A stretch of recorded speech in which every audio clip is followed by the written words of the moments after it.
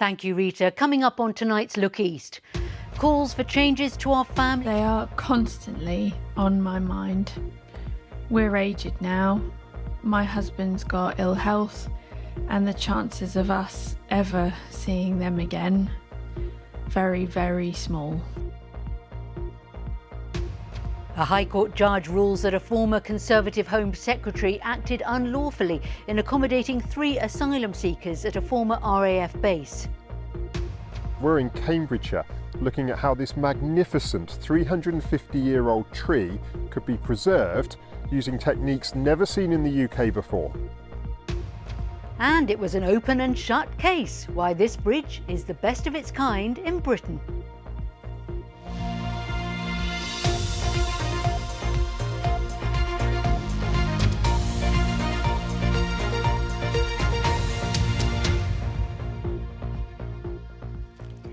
First tonight, calls for dramatic changes to the family courts from parents and grandparents who've lost contact with children after separation or divorce.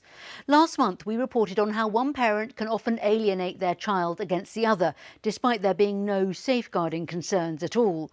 Afterwards, we had more than 150 people contact us with the same story. One court hearing leads to zero contact for years, even decades. They claim the system takes too long and is not fit for purpose. We've disguised the identity of some of those in this report from Debbie Tubby. Tess from Norfolk hasn't seen her grandchildren for several years. Neither has her son since his divorce. They are constantly on my mind. We're aged now. My husband's got ill health, and the chances of us ever seeing them again, very, very small. She says the family court decided her grandchildren's future using incorrect information from their mum. The court, all they got was a small snapshot of the family. That was it. How can you possibly make a decision like that on a child's life? They're called family courts. The name it's there, family. And yet they seem intent on destroying families. As a child, Tom from Hertfordshire was alienated from his dad. I was told that my dad didn't care. I was told he didn't want anything to do with me and he'd walk away. He's since been through the courts after being alienated from his own children. It's just toxic parents passing on trauma to their kids, and that's going to stay with them for a long time. I've had positive and negative experiences in the court. Last month, research from this Northamptonshire safety campaigner showed alienating behaviours affect children's mental health.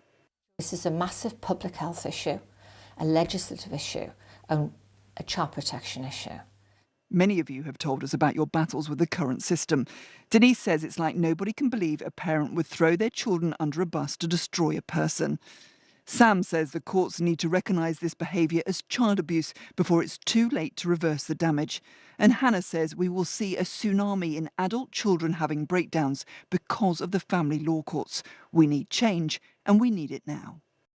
Simon Cobb, who runs a support group, has been laying reefs at family courts across our region, highlighting it's not a crime to love your own child.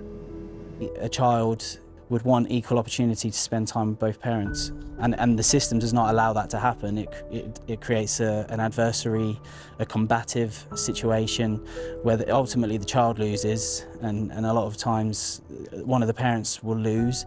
Children have a right to have both parents safe parents, fully involved in their lives. Shalale Barlow is a partner in the UK's first non-profit civil law firm based in Chelmsford. She says the family court system isn't fit for purpose. It's unempowered, it's undermanned, and the quality of staff and magistrates is below par. I will not say that our judges are below par, but I think we need to empower our judges to behave in a more practical and sensible way. And the system itself is broken, as in the procedure itself for children. The chair of the Family Justice Council, which monitors the system, says they've recently published new guidance which is required to ensure greater consistency of approach across the courts and to improve outcomes for children and families. The government takes child welfare extremely seriously, and we want to see children's interests put first in the courts and across the board, and it's really important that we drive a court innovation programme that will help that to happen. We'll never stop loving our grandchildren, never. I hope and pray that they will get in touch with their dad one day. Most agree a child is entitled to a family life which includes both parents and grandparents, unless there is overwhelming evidence to exclude them. Debbie Tubby, BBC Look East. And we heard there the claim that the quality of staff in family courts is below par. In response, the Ministry of Justice told us family magistrates are trained to deal with issues affecting families. They work closely with social workers and family court advisors to make informed decisions.